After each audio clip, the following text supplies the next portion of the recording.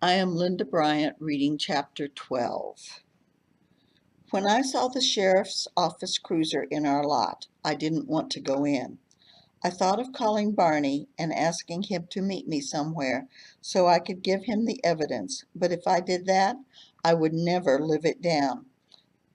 Both men looked at me as I came through the door. My radar said they had been talking about me and not about my impressive law enforcement abilities. Men don't give a rip if you can shoot the freckle off a nose at 500 paces, flip a 180-pound man to the ground, or find a solitary condom in 100 acres of desert. Barney turned scarlet, and Jimmy Joe's mouth hung open. He didn't even have the decency to blush. I smacked the evidence bag onto my partner's desk right in front of Deputy Blanks. "This goes to the sheriff ASAP," I said, cold as Jablonski. "A 2-day-old used condom that's languished on the desert floor a couple of days is an unappetizing thing."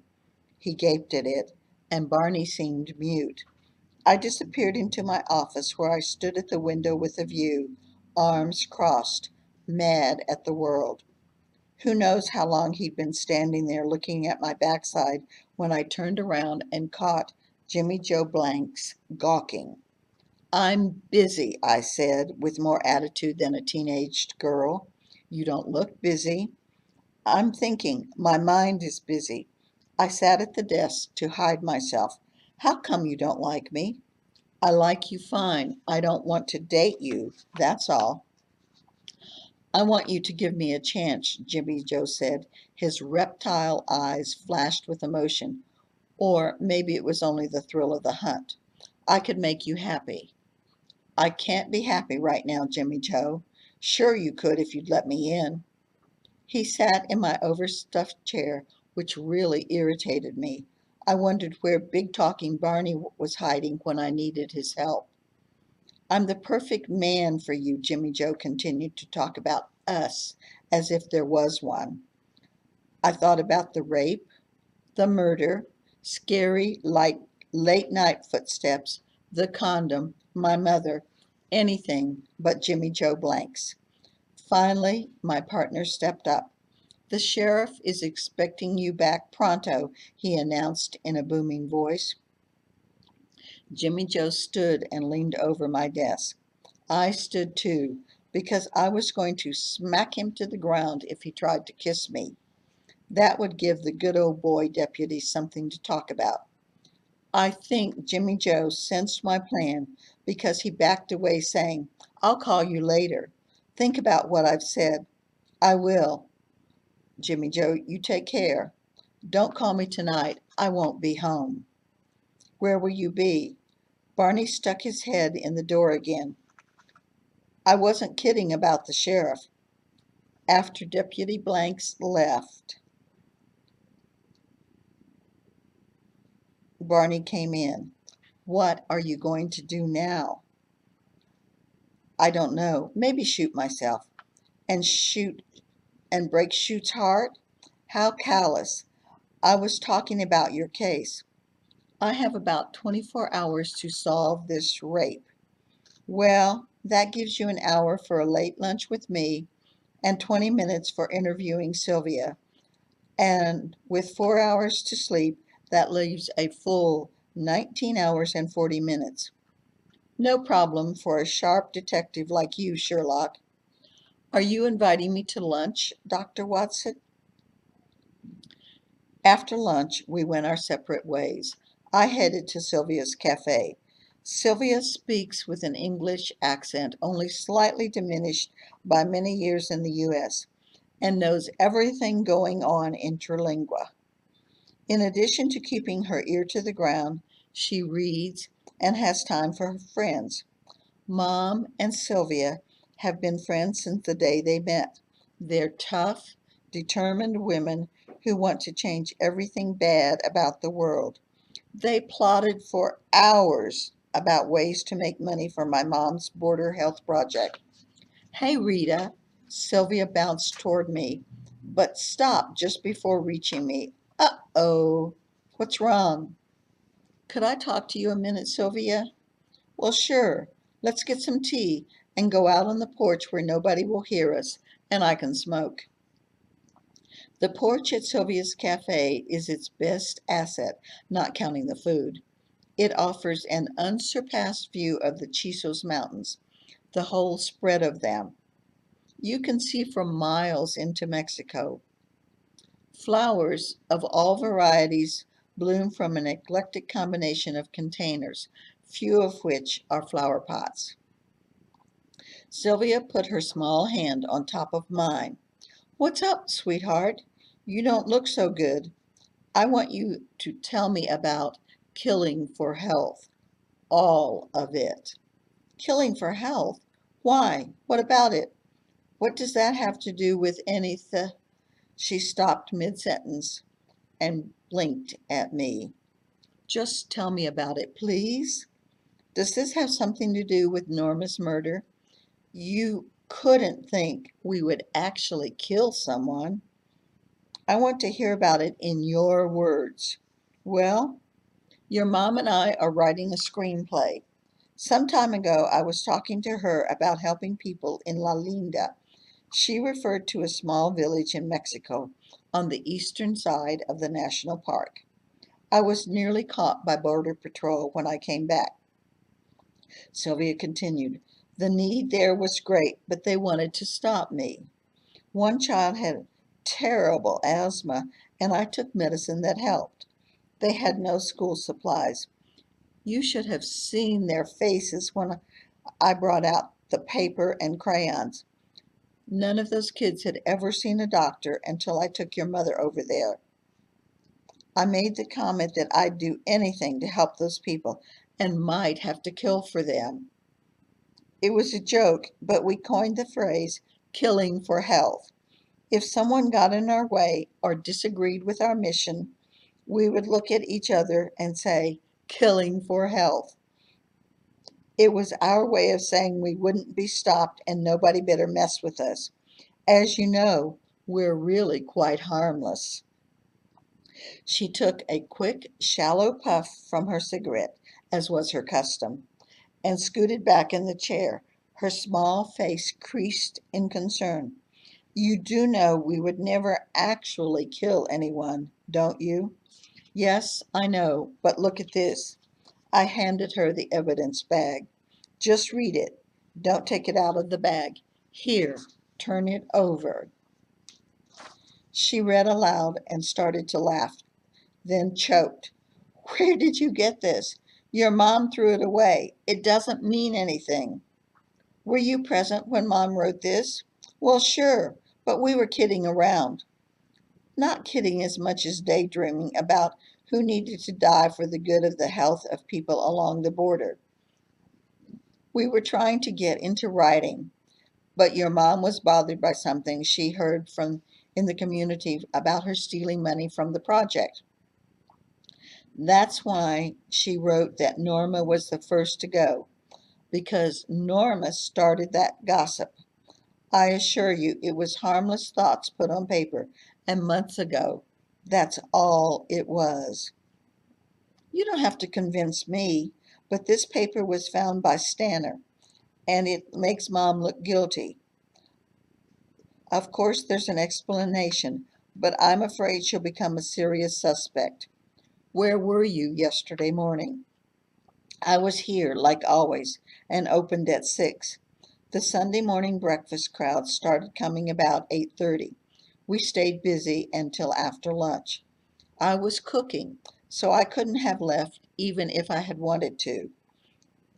Did you hear talk about the murder? Well, sure. You know how it is. Everybody was talking about it. Any theories? Some say it was Stanner, of course. He had to live with the woman, so most folks think he had good reason.